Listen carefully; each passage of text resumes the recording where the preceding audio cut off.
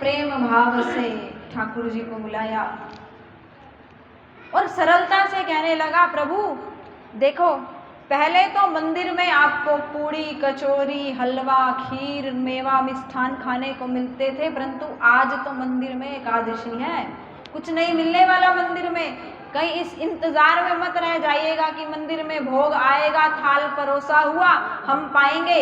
आज तो रूखी सूखी रोटी है और नदी का ठंडा पानी पीने को है, जल्दी से आ जाओ, अन्यथा ये भी सरकने को है।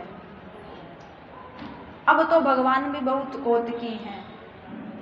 नीलांबुज श्यामल कोमलांगम सीता समारोपित वाम भागम पांडु महासायक चार चापम नमामि रामम रघुवंशनाथम। भगवान भी बड़े कौतुक हुए हैं, सिया जी को लेकर उसी जंगल में भक्त के समक्ष प्रकट हो गए। बोलिए भक्तवत्सल भगवान की जय। साक्षात भगवान उसके सामने प्रकट हो गए, सिया जी भी संग में हैं। अब जैसे ही देखा भगवान को ऊपर से नीचे तक अवलोकन कर रहा है भगवान का। अच्छा, ऐसे होते होंगे भगवान, ऐसा श्रृंगार होता होगा भगवान का, कैसे रंग का पीतांबर डाला है भगवान ने, कैसे चमचमा रहे हैं भगवान के कपड़े, कैसा अद्भुत श्रृंगार है भगवान का, कितने सुंदर लग रहे हैं। प्रभु भक्त की ओर देख रहे हैं और भक्त प्रभु की ओर निहार रहा है। कुछ क्षण व्यतीत हो गए, भगवान ने कहा, अरे बेटा क्यों बुलाया था?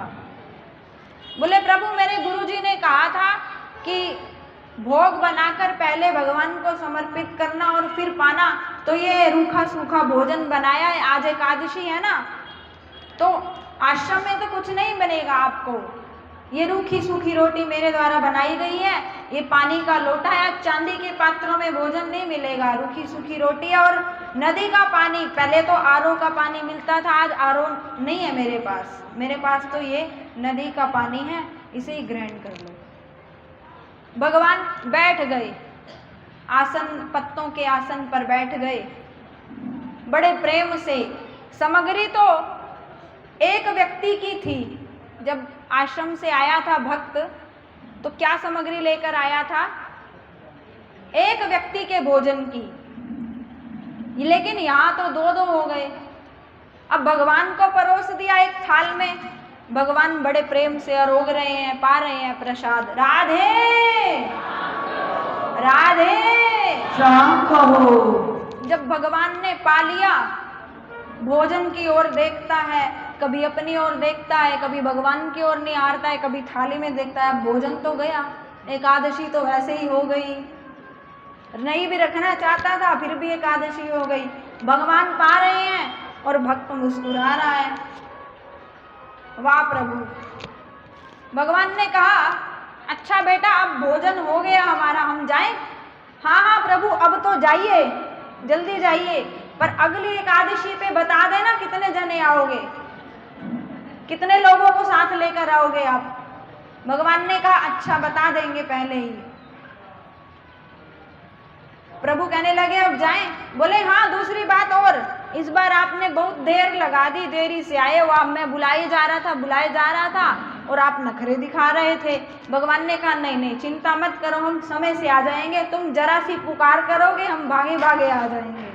बोले अच्छा, हाँ अच्छा। बोलिए भक्तवत्सल भगवान की जय हो।